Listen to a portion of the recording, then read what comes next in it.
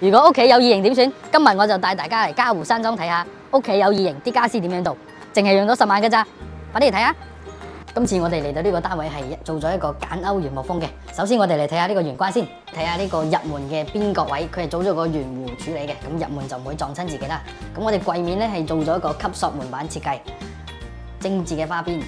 咁我哋睇下呢個轉角位，咁呢個轉角位係設計師根據戶型嘅特殊情況咧，做咗一個鑽石嘅轉角位嘅，咁可以同廚房出嚟同客廳入廚房都唔會撞到。跟住我哋嚟到電視地櫃呢度啦，咁電視地櫃咧呢個角咧就係根據住戶型做咗一個斜角處理嘅，咁下邊加咗條燈帶做圓空處理。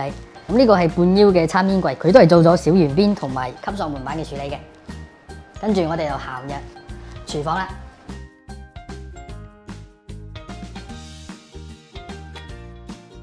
跟住我哋睇下其中一間仔仔房先。咁呢度一入門咧就會見到一個書台櫃，加一個轉角書台嘅，所有轉角書台都做咗圓邊處理。咁跟住我哋會見到呢個床頭衣櫃係做咗個中空獅字位嘅。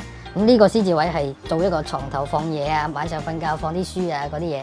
咁同埋加咗條燈帶係 L 型燈帶，佢係連住一個床頭護牆板嘅。咁依家嚟到大仔房啦，咁可以睇到大仔嘅房間咧係同細仔房差唔多，大致一樣嘅。咁一入主人房咧，我哋見到呢個套廁嚟嘅。咁我哋跟住入咗主人房，可以見到呢個係一個高身嘅大衣櫃，加埋油壓床同埋床頭。因為佢床頭有個凹位，所以我哋床頭做咗個細細地嘅儲物櫃。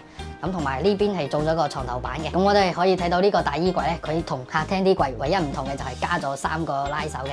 因為佢係一門到頂櫃，咁如果做咗滑槽拉手比較難睇啦，所以我哋加咗3條金屬拉手，方便拉嘅同時咧，仲好好睇添。又結束啦！大家如果想有更加多嘅戶型同埋想製作家私，快啲嚟 PM 我哋啦！拜拜。